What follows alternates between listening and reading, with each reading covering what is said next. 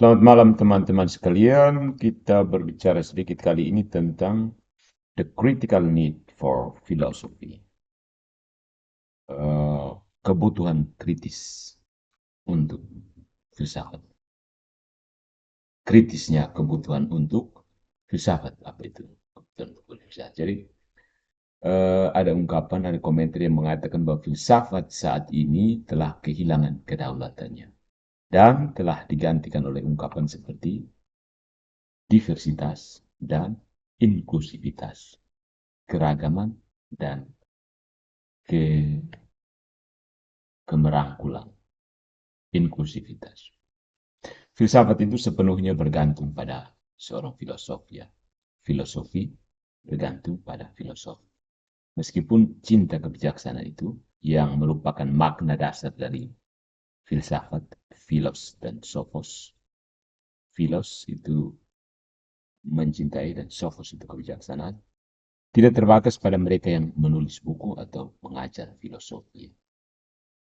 Filsafat ini adalah kebutuhan sekaligus misfortune, kemalangan. Kita belajar bahkan dari studi dangkal terhadap sejarah filsafat bahwa secara umum orang-orang yang dikenal dunia sebagai filosof terbukti menjadi wakil atau wali dari yang tidak dapat diandalkan dari subjek luhur mereka sendiri. Mereka memberikan pemikiran yang luhur, teori subjek yang luhur, dan mereka sendiri tidak bisa menjadi contoh, tidak bisa menjadi perwalian dari apa yang mereka gagaskan, pemikiran yang mereka gagaskan. Mereka cacat oleh keinginan untuk mengatakan sesuatu yang baru, keinginan untuk menyenangkan, kesediaan untuk menyelesaikan diri dengan metode terbaru, dan mungkin juga karena cinta uang ya. Karena itu, filosofi mereka tercemar oleh sikap yang merusak filsafat yang sehat. Akibatnya filsafat ini mendapatkan reputasi sebagai tidak lebih dari pendapat satu orang. Ya. Dan demikian, filsafat kehilangan status universalnya dan yang seharusnya menjadi milik pribadi siapapun juga tentang filsafat. G.K. Chesterton pernah berkata dalam esainya The Revival of Philosophy, Why? The Revival of Philosophy, Why? Tulisnya, alasan terbaik untuk kebangkitan filsafat adalah bahwa kecuali seseorang memiliki filsafat, hal-hal mengerikan tertentu akan terjadi padanya. Dipukul oleh pukulan demi pukulan kebodohan buta dan nasib acak. Dia akan terhuyung-huyung ke kematian yang menyedihkan tanpa kenyamanan, kecuali yang ada hanya serangkaian slogan. Ya, tanpa filosofi, yang ada cuma slogan. Apakah sang Master of Paradox ini, G.K. Chesterton kan terkenal dengan ungkapan-ungkapan paradoksal ya. Apakah dia melebih-lebihkan ketika dia menuliskan kata-kata ini? Ketika kita melihat situasi saat ini, tampaknya tidak. Pas. Zaman kita ini, filsafat telah kehilangan kedaulatannya dan telah digantikan oleh apa yang dinamakan fraseologi. Frase saja, frase kosong, fraseologi. Chesterton melanjutkan dengan mengatakan, penerimaan bawah sadar dari potongan-potongan yang rusak dari beberapa filosofi yang tidak lengkap dan hancur dan sering didiskreditkan. Itu fraseologi. Terima filsafat sepotong-sepotong ya. Sama kayak ambil Alkitab sepotong-sepotong ayat-ayat. Mantra pra-aborsi misalnya untuk menjadi pro-choice hanyalah sebuah fragmen dari keseluruhan filsafat. Dia mengakui realitas dan legitimasi pilihan, tapi dia terpisah dari objeknya. Seseorang dapat memilih kejahatan semudah kebaikan. Mengapa bahwa kita harus memilih pilihan? Pro-choice kan? Adalah bentuk kelumpuhan filosofis. Pilihan adalah tentang memilih sesuatu. Sebagai pilihan belaka, itu sangat tidak lengkap. Jadi kita pilih untuk memilih. Tidak mau pro-choice. Memilih terhadap pilihan. Aneh kan? Itu bukan kenyataan yang dipilih, tapi apa ya? Ya itu slogan sendiri ya. Kenapa menolak realitas dan justru melegitimasi pilihan? Objeknya di mana sih? Kau pilih apa? Gitu. Jadi ini bisa dikatakan seperti suara tepuk satu tangan. Pak, pak. Pilihan belaka ya. Tidak lengkap. Hanya pro-choice. Seharusnya pro sesuatu yang objektif dan realitas. Ini pro-choice. Tapi orang rame-rame ya. Murid-murid Ayn Rand adalah pendukung setiap filosofi individualismenya dan berpendapat bahwa semua yang dia katakan adalah benar dan tidak ada satu pun yang orang lain katakan itu benar. Ayn Rand, Ayn Rand, Ayn Rand, Google dong. Para pendukung almarhum Hakim Agung Ruth Bader Ginsburg telah mengklaim bahwa tidak ada kebenaran tanpa Ruth. Ruth yang nama orang Ruth Bader Ginsburg. Ini adalah pernyataan yang benar, tetapi hanya secara tata bahasa dan tidak filosofis. Bagi demagog totaliter, filsafat itu tidak lebih dari rekayasa politik. Ya. Filsafat bagaimanapun bukanlah ungkapan atau politik. Dia bukan kata-kata indah atau politik. Slogannya menarik hanya karena ya catch on, bisa ketangkap begitu. Banyak orang yang pikir filsafat seperti itu. Tapi mereka ini yang slogan-slogan menarik ini, ungkapan-ungkapan seperti ini, jatuh dari fashion dengan mudah, jatuh dari tren dengan mudah.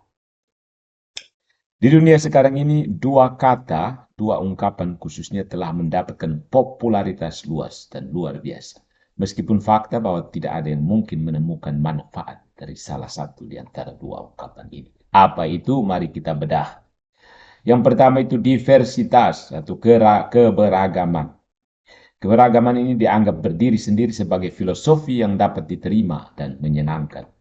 Ini adalah utopis dalam keyakinannya yang tidak berdasar bahwa orang-orang dari berbagai latar belakang atau etnis atau ras dapat dengan bahagia disatukan dan hidup dalam kedamaian bersama.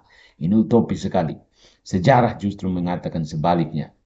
Keberagaman itu sendiri tidak menyiratkan persatuan. Ya, beragam ya beragam. Persatuannya berbeda persatuan. Tanpa faktor integrasi yang menahan segala sesuatunya, keberagaman seperti susunan mutiara tanpa tali agar tidak berantakan. Ya, hanya susun mutiara tanpa urut dan tali supaya buat kalung kan. Itu berantakan. Itu keberagaman, diversitas. Harus sesuatu yang faktor integrasi. Bukan sekedar sekumpul orang, sekumpul orang. Keberagaman itu seperti pilihan hanyalah sebuah fragmen dari sebuah filsafat. Diversitas itu. Pluralitas itu hanya sebuah fragmen dari filsafat. Karena satu dan banyak, banyak dan satu itu harus satu. Itu itu satu konsep metafisika, tidak bisa terlepas banyak. Tetapi dia memerintah tertinggi dan telah menikmati perlindungan kebenaran politik. Bineka.